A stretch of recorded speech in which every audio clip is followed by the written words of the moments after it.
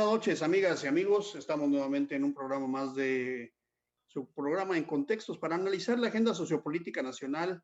Este es un programa del diario Ultimátum para que analicemos juntos a esta hora de la noche, pues lo que está aconteciendo a nivel nacional. Hay muchos temas muy importantes y bueno, queremos platicarlos con ustedes, saber su opinión, discutir, introducir en la agenda pública, local, también estos temas locales, porque de repente parece que estamos un poco fuera de ellos y no, en realidad somos parte de lo que está ocurriendo y todo lo que ocurre en México y en el mundo es parte de nosotros, no nos es ajeno. Hay que discutirlo, hay que platicarlo. Ese es el motivo y este es el objetivo de este programa, discutir con ustedes, platicar sobre los temas de la agenda sociopolítica. Nos acercamos ya casi a los 220,000 fallecimientos oficiales reconocidos a nivel nacional y como siempre lo hacemos, porque no hay que insensibilizarnos a todas aquellas personas que han sufrido la pérdida de un ser querido y a todas las personas que están pasando una dura etapa de tener algún ser querido enfermo. Les mandamos un abrazo fraternal y a todos los médicos, enfermeras y personal que se encuentra al frente de batalla, nuestro máximo reconocimiento. Pero hay un dato interesante porque hoy viernes 30 de abril se celebra el Día del Niño. Y fíjense que es importante que reflexionemos porque los niños, por supuesto, es el bien más sagrado y más importante y más querido de la sociedad. Los niños juegan un rol muy importante, pero los niños también tienen muchas circunstancias que vale la pena mencionar y que muchas veces las soslayamos porque queremos solamente cerrar los ojos, no ver lo que está ocurriendo, pero yo creo que es importante que lo hagamos como una forma de responsabilidad social. Y hoy, que se celebra el Día del Niño, pues hay que reflexionar. Hay por ahí una cifra oficial, 6,000 niños muertos en la pandemia. Vean nada más qué terrible cifra, 6,000 niños muertos en la pandemia. 60,000 niños migrantes sin padres, sin adultos en la frontera norte. Miles de niños explotados como trabajo infantil. Cientos o miles de niños, y muchos de ellos en Chiapas, en la calle en completa indigencia. De los 60 millones de personas en extrema pobreza, 25 millones son niños menores de edad que están en extrema pobreza. En México, solamente 3 de cada 10 niños accede a la educación secundaria. Solamente 6 de 10 a la educación primaria. O sea, 4 ni siquiera llegan a la educación primaria. Y de esos niños, cuando ya son jóvenes, para salir de la preparatoria, la educación media superior, solamente 1 de 5. Nuestra niñez y nuestra juventud se va quedando porque las condiciones sociales no son las más adecuadas. Así es que recordemos las situaciones tan difíciles que pasan también los niños, no solamente digamos, la cara bonita que tiene la celebración de los niños. También hay que reconocer cómo hay muchos niños en México, en nuestro país, y particularmente en Chiapas, que son explotados, que son olvidados, que están sufriendo mucho con la pandemia, que hoy no están llegando a clases, que un gran número de niños han muerto en la pandemia y que particularmente a nosotros que nos toca mucho este fenómeno de la migración, también hay muchos niños migrando sin padres, sin adultos. Hay muchos temas más, pero platiquemos sobre el tema de los niños. Y otro tema importante, Ricardo del Muro, el Congreso Nacional, la Cámara de Diputados, elegida en jurado de procedencia, declaró hoy constitucional quitarle el fuero al gobernador de Tamaulipas, Francisco Javier García Cabeza de Vaca. Pero el Congreso local está reconociéndolo como gobernador y por lo tanto, aunque haya pasado el desafuero federal, a nivel local no se llegará a este consenso. Todo parece indicar que no se llegará a este consenso y Francisco Javier García Cabeza de Vaca seguirá teniendo el fuero federal mientras sea gobernador. ¿Cómo ves, mi querido Ricardo del Muro, estos dos temas? Hablemos de la infancia, de la niñez, de estas circunstancias difíciles de los niños y hablemos también del tema del desafuero de Cabeza de Vaca. Sí, ¿cómo estás? Buenas noches y buenas noches a nuestras amigas y amigos que nos ven. Es viernes Y bueno, efectivamente el día de hoy se celebra el Día del Niño, una fecha conmemorativa que finalmente tiene como trasfondo la tragedia, porque esta fecha se empezó a manejar como representativa a partir de 1924, eso lo manejó la Liga de las Naciones, y de alguna manera para conmemorar a las víctimas infantiles de la Primera Guerra Mundial. De la Primera Guerra Mundial, así De la es. Primera Guerra Mundial. Y después ya para 1900, después al año siguiente fue cuando ya se estableció la fecha del Día del Niño. Y bueno, efectivamente, yo creo que algo que caracteriza nuestra realidad actual es de que lo más desgarrador que vemos, no solo en México, sino a nivel mundial, es la pobreza de la infancia y aspectos francamente desgarradores como hemos sido testigos en los últimos años de niños que han sido, bueno, aparte de los que han, por supuesto, los casos más dolorosos de niños que son víctimas del hambre y de la miseria y de los accidentes naturales y demás, pero también hemos observado niños que han sido convertidos en guerrilleros por algunos ejércitos en el sur, por los ejércitos en los grupos de ejércitos que han peleado en África. Hemos Y sido aquí en testigos. Michoacán, Ricardo, Sí, ahora recientemente esta imagen de Michoacán donde niños están armando a niños los contras, ¿no? Sí, niños que han sido reclutados por la guerrilla y casos verdaderamente graves como los famosos niños sicarios que aparecieron en Tepito. Sí. Entonces, eso es terrible, ¿no? Y efectivamente, la parte que tú te referías a lo que corresponde a los niños migrantes, pues es un tema que sobre todo en los últimos años ha brincado, porque las caravanas de migrantes primero ya están utilizando a los niños para poder pasar desapercibidos como ilegales, y después se corrió la voz que en Estados Unidos esto les permitiría obtener más fácil el asilo. Y ante esta circunstancia, hace una semana, hace 10 días, si recuerdan ustedes, hubo una reunión allá en México con los gobernadores de la frontera, asistió el gobernador de Tabasco y asistió el gobernador de Chiapas, Rutilio Escandón, y ahí el presidente Andrés Manuel López Obrador, haciendo eco de una propuesta que planteó la UNICEF y la ACNUR, decidieron establecer 17 refugios para niños que se iban a instalar con las casas. Para migrantes, niños migrantes. Para niños migrantes que se iban a instalar sí. con los niños del DIF, porque resulta que lo que están observando es de que en la frontera las cifras, o sea, en solo 3 meses de enero a marzo se han contabilizado 18,600 niños. La cifra más alta, como tú bien señalas, se dio en 1900, hace 2 años, o sea, sería que 2019 que se contabilizaron casi 60,000 niños migrantes en la zona de la frontera sur de México. Así es. Pero después, a raíz de la pandemia, la cifra se redujo, o sea, en 2020 la cifra se redujo en una tercera parte, pero ahorita nuevamente está creciendo.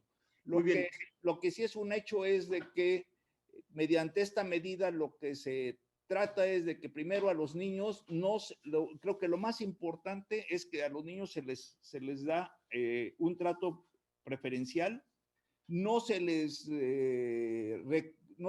ingresa a los refugios para migrantes mayores por los peligros que esto acarrea, y aparte se les va a dar atención médica. Y bueno, para cerrar este punto ya es importante saber que a raíz de eso pues la directora del DIF a nivel nacional ahorita en estos momentos se encuentra en Tapachula, o sea, el presidente decidió trasladar la sede del DIF a Tapachula. Muy bien. Pues fíjate, Gilberto Zavala, muy buenas noches. Buenas noches, Ricardo. Víctor y Ricardo. Estamos hablando hoy, 30 de abril, viernes 30 de abril, sobre el tema, hoy es el Día del Niño, y decimos que vale la pena que lo celebremos, pero también viendo estos escenarios de las injusticias de muchos niños de la infancia, particularmente de nuestro país. Por supuesto que no es privativo de México, no es único en México, pero hablemos de lo que está ocurriendo en México, de lo que ha ocurrido durante muchos años, y hablemos de nuestra entidad, porque en nuestra entidad hay mucha explotación infantil. Tiene que ver con cuestiones culturales, tiene que ver con cuestiones económicas, pero también hay muchos niños y niñas abusadas, por ejemplo, que son violentadas, que son abusadas. Tenemos a niños que los ocupan para trabajar, incluso para pasar droga, como decía Ricardo del Muro. Y bueno, algunas cifras para que platiquemos con la gente que nos está siguiendo. Veamos muy rápidamente, 3 o 4 cifras importantes. 60,000 niños en la frontera norte, migrantes, sin padres, sin adultos. 60,000 niños, vean, o sea, es más que un estadio de fútbol lleno de niños sin padres, sin adultos, en la frontera, prácticamente perdidos y, pues, por supuesto, en condiciones muy difíciles. En México, en Chiapas, en la frontera sur, es muy común que niños guatemaltecos pasen a trabajar en la zona de las plantaciones de plátanos, de palma, de papaya. Es decir, hay un trabajo infantil y es... O sea, hay que señalarlo, hay que decirlo, porque son las cosas que no deben de continuar. En la zona indígena, los niños muy jóvenes, niñas y niños, son obligados a casarse por una cuestión básicamente cultural, pero desde muy jóvenes son prácticamente, pues por acuerdos familiares, se contraen nupcias. En el mejor de los casos, si no, también son niños abusados. Otro tema interesante, 1,000,000 de niños, 1,500,000 de niños en este momento, lo dice la propia Secretaría de Educación Pública, han desertado de la escuela a raíz de la pandemia, a raíz del COVID. Y la cifra más escalofriante que yo cuando la escuché de verdad me da una tristeza terrible, 60,000 niños muertos, no, perdón, 6,000 niños muertos en la pandemia del COVID en estos 2 años.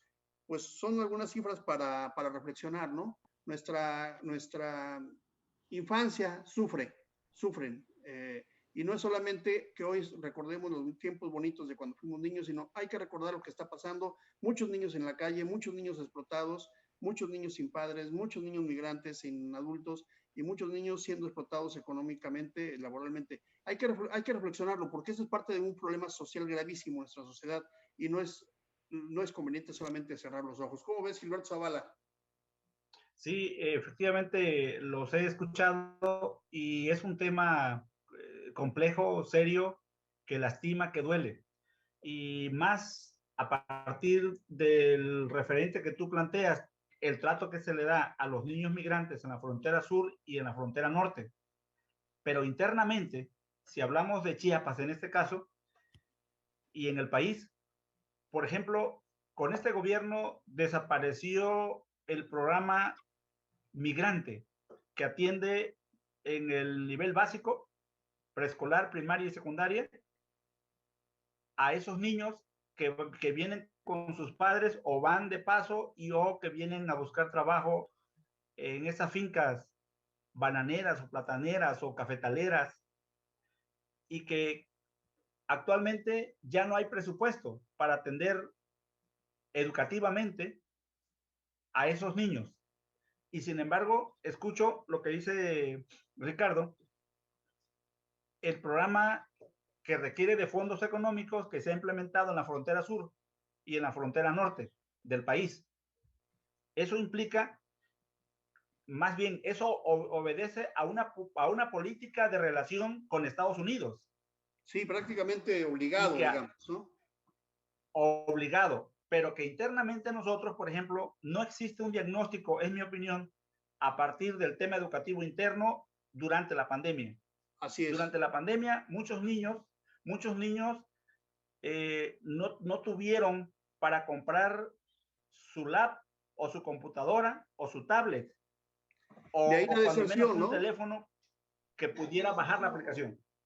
Esos niños o sus familias, al no tener con qué dar continuidad a las actividades pedagógicas, efectivamente, Víctor, tuvieron que desertar. Sí, así es. Lo que tenemos que hacer entonces es un nuevo pacto social en el que a partir del maestro, a partir de las escuelas, pudiéramos recuperar a esa población. Porque si bien es cierto que desertaron porque no están entregando tarea en línea, no lo pueden hacer porque no tienen con qué o cómo, pero sí están allí en la comunidad. Y efectivamente, a lo mejor empleándose en términos de mano de obra barata, porque la misma familia no tiene con qué comer, con qué subsistir. Y tenemos una situación, insisto, no calificada, no evaluada, no diagnosticada internamente por zona, por municipio o por región, particularmente en el estado de Chiapas. Esa es mi opinión. Muy bien, la educación, importantísimo que un gran número de niños no ha podido, digamos, tener condiciones educativas adecuadas en esta pandemia. De por sí hay una deficiencia, ya lo decíamos, solamente 6 de 10 niños acceden a la primaria, solamente 4 de 6 termina la educación secundaria y solamente 3 de 10 entran a la universidad. Ricardo del Muro, pero los niños que vemos en la calle pidiendo, bueno, que están en condición de mendicidad y que son explotados en muchos casos, que los vemos haciendo labores que deberían estar haciendo los adultos. Hace poco regresaron de San Luis Potosí y de Tamaulipas a niños chiapanecos que andaban pidiendo limosna allá. O sea, se ha convertido en una especie como de industria familiar, meter a los niños a trabajar. ¿Qué se puede hacer? No es fácil, no es fácil. Son temas graves y son temas difíciles. Y lo que estamos tocando son de los temas más dolorosos. Y yo les pediría a todos ahora y a los que nos están escuchando, pregúntenle por favor a los candidatos hoy que andan en campaña, ¿qué piensan hacer por la niñez mexicana? No solamente qué piensan hacer por sus partidos políticos y qué calle piensan pavimentar, qué piensan hacer por la niñez. Ricardo del Muro, ¿cómo ves estos temas? Bueno, en la parte educativa yo creo que hay que puntualizar algo, ¿no? O sea, aquí la gran falla para que los niños regresen a la escuela son los maestros. Porque estos señores de la CENTE, la sección 7, pues primero estaban exigiendo que los vacunaran y ya los vacunaron a todos sin que estuvieran en el rango de edad que les correspondía y siguen de flojos, los seguimos manteniendo y y se niegan a regresar a clases, según ellos, hasta que existan las condiciones óptimas en las escuelas. ¿Esto qué significa? Que exista agua, que existan situaciones de una total limpieza, electricidad, sí. O sea, casi las escuelas no están así, y creo que ahí los maestros deberían un poco de, no todos, pero los que están en la coordinadora y los que se niegan a regresar a clases, deberían un poco tomar el ejemplo de los médicos y las enfermeras que no, para cuando los hospitales estuvieran desinfectados y con todos los equipos necesarios para atenderlos. Buen punto, y por el otro lado, hay que señalar que yo creo que en la historia del capitalismo, y no porque me maneje en el aspecto del capitalismo, pero si hay un cronista de la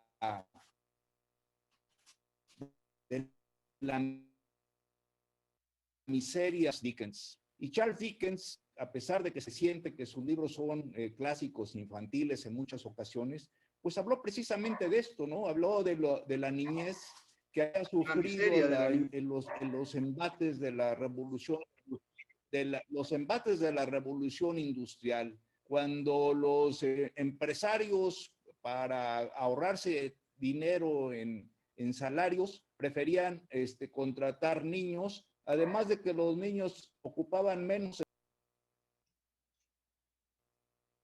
Se fue la señal de Ricardo. Pero Gilberto Zavala, Se fue Ricardo está Ricardo. haciendo algo muy interesante. Cómo en la explotación a partir de la revolución Sí, industrial se utilizan los niños porque se metían a las minas, los niños podían utilizar, los metían a las minas. Ricardo del Muro, continúa con tu idea. Perdón, se me Ricardo. cortó. Sí, sí, adelante, Entonces, adelante, adelante. y por el otro lado, está esa excelente obra que se ha hecho, bueno, una obra que es una clásica de la literatura, se ha llevado al teatro, se ha hecho musical en Broadway, se ha hecho película, que es la de Oliver Twist. Yo creo que es una de las obras que más se han visto en la historia y durante el tiempo. Y habla también ahí de esos niños de la calle, esos niños de la calle que son explotados por un grupo de mafiosos para ganar dinero.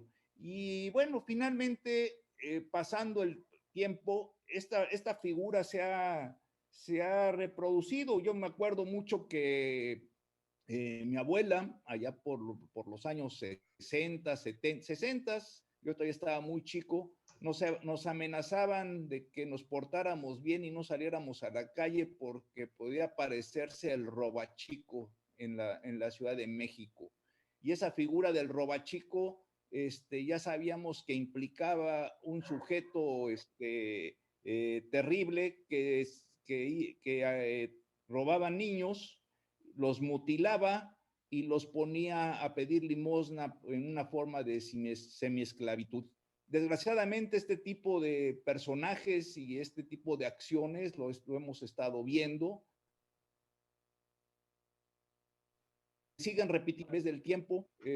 No es fácil el combate a eso ¿verdad? Y pues duele, ¿verdad? Duele porque la mayoría nos sentimos impotentes para poder evitar la explotación de los niños, cuando vemos que el vecino, que alguna gente en la calle golpea, agrede e incluso explota a sus hijos o a los menores que tiene a su cargo. No es fácil, o sea, no es fácil convencerlos de que no lo hagan, aunque ahora, claro, existen ya los mecanismos legales para hacer la denuncia correspondiente. Muy bien, pero fíjate, mencionaste algunas obras de autores, un inglés y un norteamericano, pero también aquí en México hay uno, Julio Castillo. La obra se llama De la calle. Justamente habla es una obra que han puesto en teatro durante varias ocasiones, que habla justamente de cómo los niños en la calle, cómo viven, cómo son explotados, cómo no les queda otro camino que llegar a las drogas, digamos. O sea, prácticamente las drogas son parte de su vida porque son obligados por los niños adultos y siempre hay, digo, por los niños más grandes y siempre hay adultos que están, digamos, controlando a estos grupos, ¿no?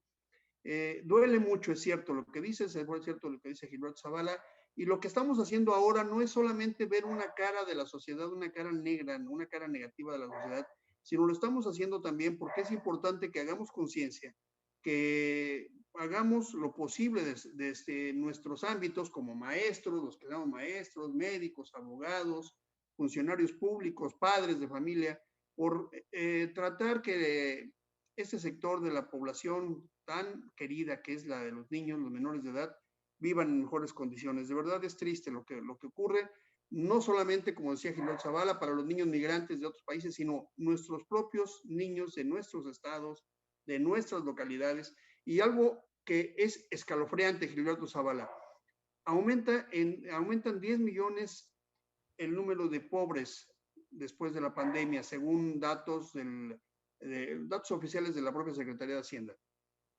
De esos, 3 millones son menores de edad.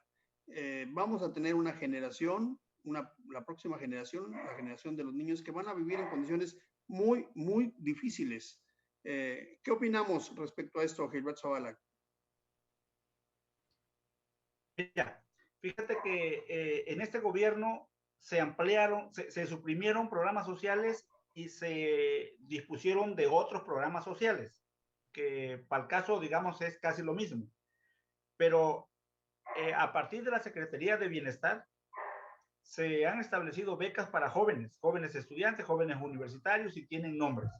Jóvenes para madres, madres solteras, para adultos mayores, Sembrando Vida, en fin, hay muchas becas. Y sin embargo, el número de pobreza o de personas en condiciones de pobreza o de mendicidad sigue ahí y se ha incrementado. Yo creo que a lo mejor ya va siendo tiempo que evaluemos estos tipos de programas, qué tan efectivos realmente está sucediendo, porque en cada crucero, en cada semáforo, por ejemplo, si hablamos de la capital de Chiapas, Tuxtla Gutiérrez, ahí están los grupos de jóvenes, de madres con sus hijos, ahí están pidiendo, ahí están limpiando, ahí están haciendo cosas, malabares, para que efectivamente el automovilista disponga de una moneda. A lo mejor les va bien, pero si tienen estos tipos de programas, la pregunta es, ¿en verdad tienen necesidad de estar ahí cuando ya tienen supuestamente un ingreso adicional que se los da el gobierno? Se ha criticado efectivamente este tipo de programas porque generó una actitud en la que el señor, la señora o los jóvenes pues dejaron de preocuparse en términos de trabajar, ya recibían el dinero. Bueno, ¿por qué no disminuye en consecuencia la gente en condiciones de pobreza? Y ya dices tú, aumentó 10 millones. Por otro lado, se nos fue Ricardo, Pero ojalá se nos fue Víctor. Fíjate, Ricardo. Ha estado mal Sí, el internet. sí, es cierto. Pero Fíjate, un comentario. Fíjate, Ricardo, en el retorno presencial a las clases, a mí me parece que debería de ser en términos de una oportunidad para mejorar las condiciones físicas, materiales o de infraestructura de nuestras escuelas. El problema es que, tú lo has mencionado, la coordinadora, que es un tema político en términos de la relación con el Estado, no permite vislumbrar, no permite ver que es necesario redireccionar la política educativa, sobre todo en Chiapas, que ya llevamos 40 años con la presencia de la coordinadora, y ese es el tamaño de nuestro rezago educativo. Hoy, efectivamente, se plantea que ya todos estemos vacunados. Y como también la vacuna se volvió un tema sensible, yo apuntaría, estimado Ricardo, fíjate, como escuchamos hablar tanto de la vacuna, suponemos entonces que México ya ha superado el tema de la vacuna y que ya avanzamos. Fíjate un dato, los Estados Unidos ya vacunó arriba del 50% de sus adultos mayores, pero nosotros, de los 15 millones que somos, apenas se han vacunado en términos de las dos dosis completas o de las dosis completas, 3 millones. Y 1,5 millones tienen una sola dosis. Es decir, el ritmo de la vacunación también no ha permitido acelerar el retorno a clases que se está planteando ahora, que sea después de Campeche, sea Veracruz y a lo mejor Chiapas inmediatamente, pero me parece que el ritmo de la vacunación va a ser muy importante para el retorno a clases, pero también para poder recuperar la economía o las actividades económicas. De suerte que yo creo que el tema de la coordinadora debe ser, válgase, un tema que debe de ser ocupado con mayor responsabilidad, digo yo, en términos de resultados ya y de compromisos, que a partir del gobierno federal y del gobierno estatal, con la dirigencia, que lo hemos dicho, se sientan cada mes en Palacio Nacional, toman sus acuerdos, pero no se traduce en compromiso. Así es. Y es más, yo lo que creo, la otra vez tú lo comentaste en forma muy acertada, de que realmente los dirigentes de la coordinadora han optado por aprovechar estas coyunturas para obtener ventajas, como en otras palabras, agarran al gobierno en curva, aprovechan, son muy hábiles para ver los momentos en que el gobierno está en una coyuntura de debilidad, y entonces es cuando lo aprovechan para exigir sus demandas, que fundamentalmente pues, son de tipo salarial y tipo sindical. La verdad, yo con la coordinadora yo veo difícil que se llegue a a establecer un acuerdo para que ellos vuelvan para que vuelvan a ser aquellos maestros que fueron alguna vez. Creo que finalmente la coordinadora ha sido un monstruo que se ha creado y pues el gobierno federal yo creo que va a tener que actuar en un determinado momento. No creo que sea este gobierno, porque este gobierno tiene muchos frentes abiertos, pero tarde o temprano el gobierno federal va a tener que actuar como en su momento lo hizo Salinas de Gortari con los con los petroleros, porque por el diálogo no creo que, la verdad es perder el tiempo, ¿eh? Ni existe es estar hablando a oídos sordos. No le veo, yo no veo en la coordinadora un interés de beneficio social o un interés de ayudar a la niñez. Sí veo un grupo muy amafiado, muy oportunista, que solamente quiere sacar provecho de donde se puede, ¿no? Se ha hecho una gran mafia. Y las mafias, pues, no se pueden deshacer con palabras. Se necesita una acción radical del gobierno. No va a ser este gobierno el que va a terminar con la coordinadora, pero sí va a llegar un gobierno fuerte, esperemos que pronto, y pues solamente así, cuando meta a los líderes a la cárcel y establezca otro tipo de acción. Ese es en el caso de la coordinadora y como yo lo veo. Pero sí, efectivamente, Fíjate, sentido. Fíjate, Ricardo, que cuando a la dirigencia política de la coordinadora le hablas de cárcel o le hablas de que van a ser reprimidos o que sean suspendidos de sus salarios, pues es lluvia en la sequedad para ellos. Es decir, de eso piden su limosna justamente para que continúen en la actitud ofensiva de reclamo, de no clases, de chantaje, de presión. A mí me parece que deberíamos estar pensando. No, pero es que eso es en las condiciones actuales. Estamos ahorita ante un gobierno débil. O sea, el presidencialismo está débil, la fuerza de la federación es débil. Pero hay una oportunidad importante, pero yo veo una oportunidad importante en este gobierno. Mira, se sientan con el presidente en Palacio Nacional mes a mes. Hoy, por ejemplo, el día lunes van a hacer marchas estatales y marcha nacional para que los vuelva a recibir el presidente en Palacio Nacional. Y tienen previsto para el día 13 bloqueos. Ahora bien, sin embargo, yo quisiera abogar por las maestras y los maestros que en su individualidad manifiestan responsabilidad y compromiso con las madres, con los padres de familia y sobre todo con sus alumnos. Me parece que tenemos que empezar por reconocerles ese mérito, a su esfuerzo, a su capacidad, a su tenacidad, porque a pesar, primero, de la pandemia, pero segundo, a pesar de la opresión política que le ejerce la coordinadora, tratan de cumplir con su compromiso social. ¿Sí? Pero tenemos que ir generando ese vínculo de reconocer a las maestras para poder ir apartando, válgase, que no todos los maestros son la coordinadora. Y efectivamente, yo digo que son la mayoría de las maestras y los maestros que quieren laborar y que lo hacen a pesar de las condiciones sociales, económicas y o de pandemia por la que vivimos. Pero les tenemos que ayudar a quitar el yugo opresor que representa la coordinadora. Porque yo ayer hice un comentario, Ricardo. Qué bueno que volviste, Víctor. Sí, ayer hice un comentario. Yo comentaba que en Guerrero tenemos un bastión importante de la coordinadora y en Michoacán tenemos un bastión importante como lo es Chiapas. Y pareciera ser que en esos estados y Oaxaca va a ganar Morena.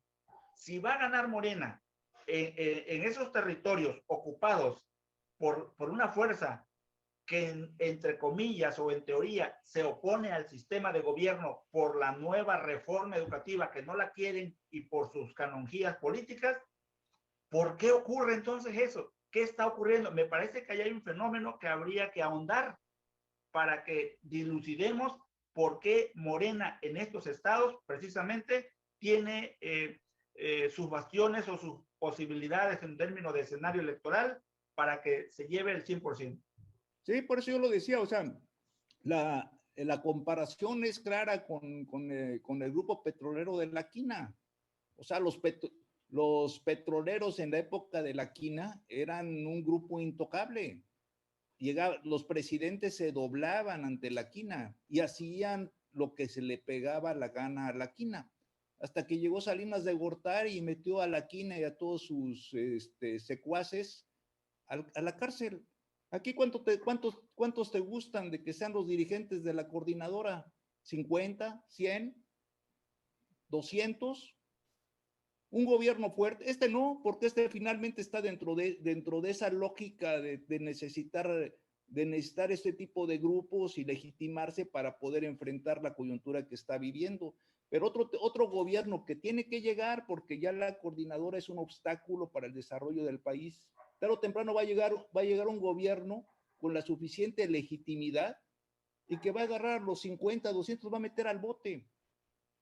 Y ya se acabó el asunto. Y es la única forma de diálogo y de lo demás, es perder el tiempo. Pero bueno, ya nos desviamos de los niños. Nada más los dejo un ratito. Están en medio de los niños. Y agarran su grilla, por favor. Dios, ¿eh? Oye, pues estábamos con el tema de los niños. ¿Cómo ves, Víctor? Pues no, pues perdón, yo voy a regresar al tema de los niños, porque hoy es 30 de abril y es Día del Niño, así es que tenemos que regresar a ese tema, es muy importante, por supuesto, los maestros un abrazo para juegan ellos. un papel importante, pero los niños, pues por sí mismos, hay que darle su importancia, a su lugar, es fundamental que la humanidad voltee a ver a las próximas generaciones con mayor responsabilidad.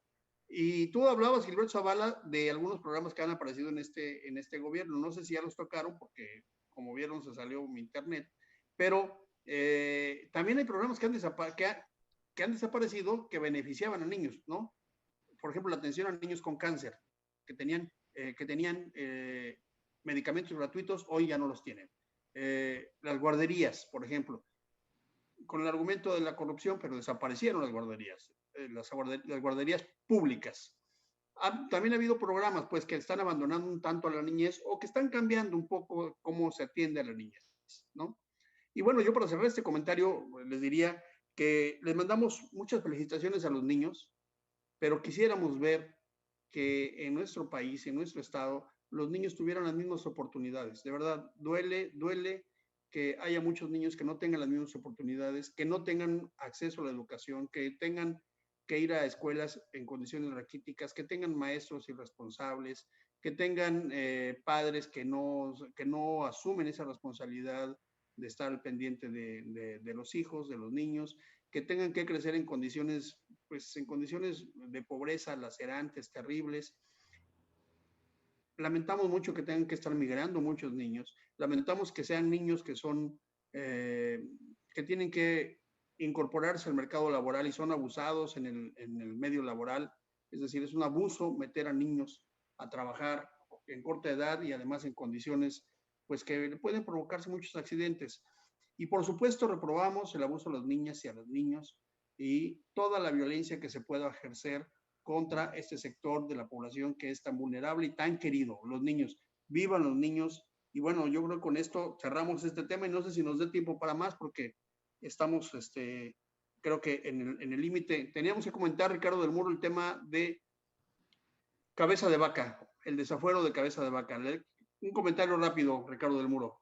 Bueno, yo creo que aquí dos cosas nada más. Una, pues, creo que es muy interesante porque estamos observando un fenómeno nuevo que se dio a raíz de la alternancia, cuando ya el presidencialismo mexicano se debilitó, podríamos decir, a partir del gobierno de Zedillo. Y esta debilidad del presidente, su contraparte fue el incremento de la fuerza de los gobernadores. No se malentienda esto con que esto significa, o sea, desgraciadamente esto desde mi punto de vista no significa que estamos regresando a la figura original de la soberanía y la autonomía de los estados.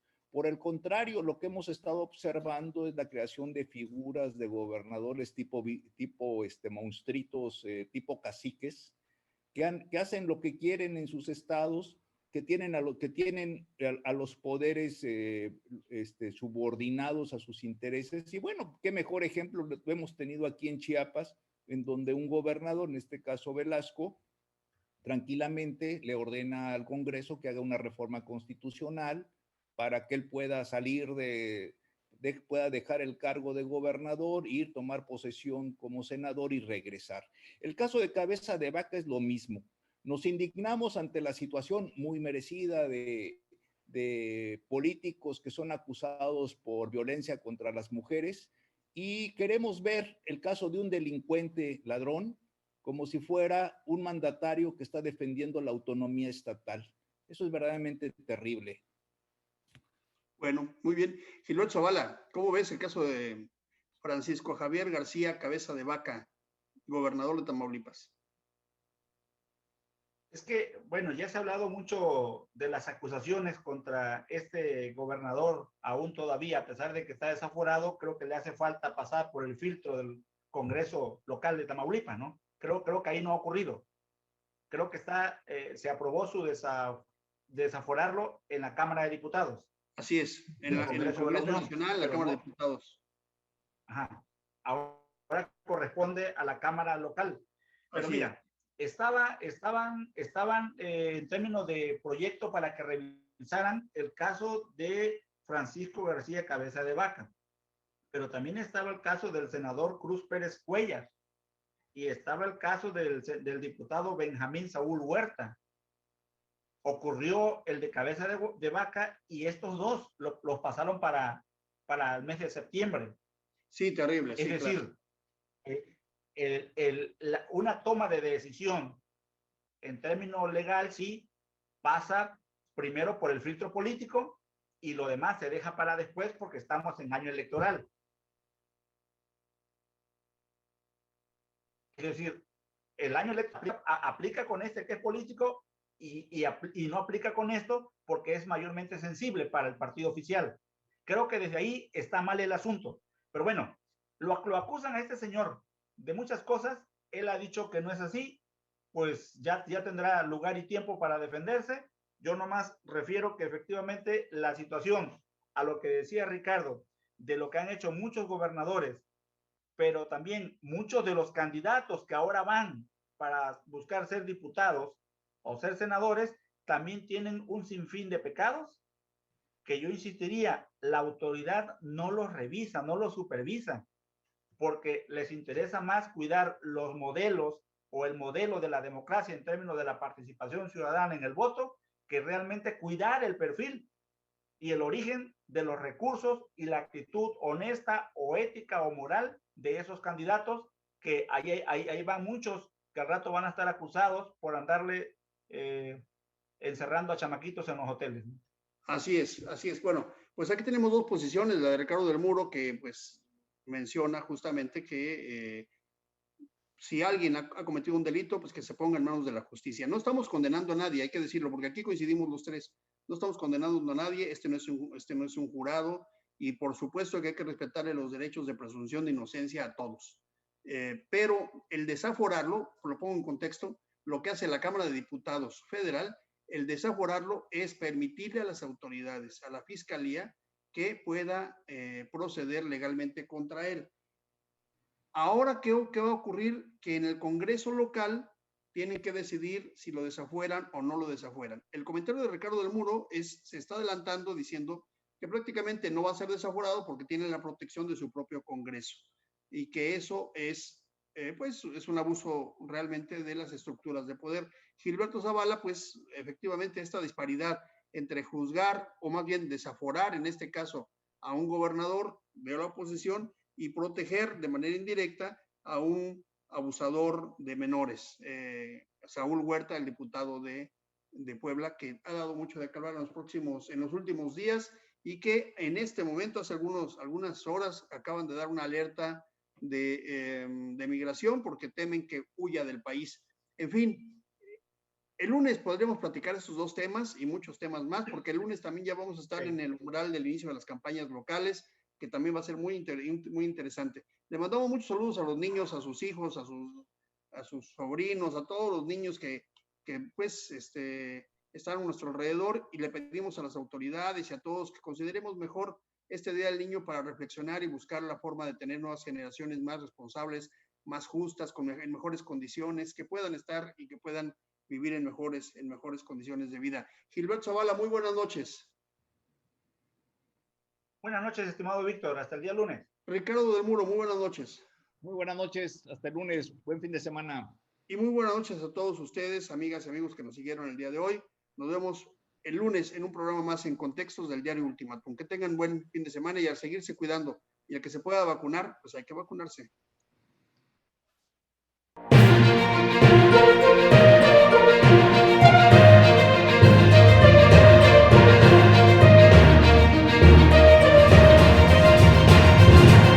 Contextos.